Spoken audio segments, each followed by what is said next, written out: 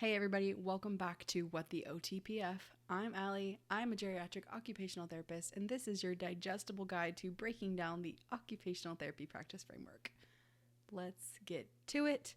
This is our final video of the series, wrapping up part 3 of process, which is outcomes. There is evaluation, intervention, and outcomes. If you have not watched those, go back and check them out.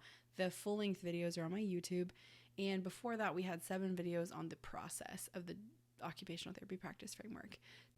Today is I just can't believe that we're already here. So thank you for being here. If you've been here the whole time, bless you. I'm glad. That means that this must have been helpful for you. So I hope it is. I'm so blessed that y'all are here. Let's get to it.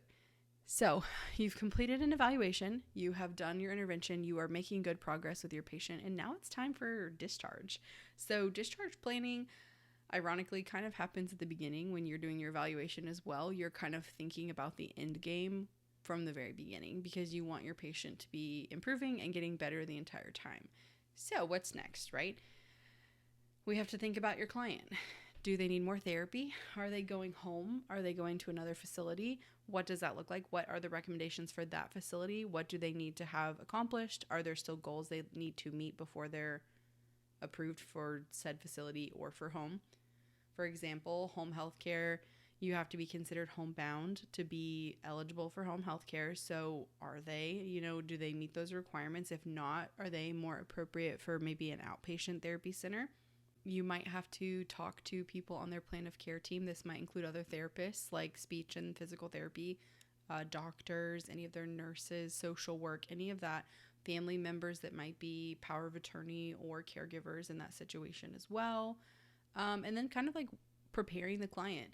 Hey, we have maybe another week or so. Hey, your discharge date's not for sure yet, but it's coming soon. All of those things just to let the patient know, like, this is kind of what's coming up. It may be, you have to be a little flexible with it, but here's how to prepare for that, okay? And personal opinion there, it just kind of helps the transition period and the rapport with your client.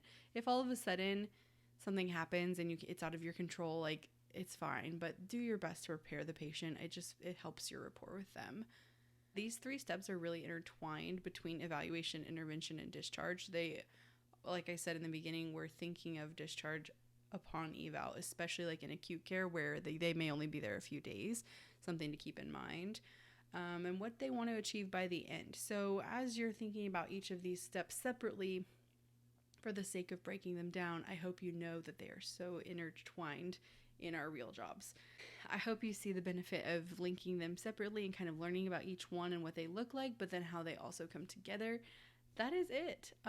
This is the breakdown of the OTPF. I hope it was a helpful guide for you, and if you need anything else in the future, you know where to find me.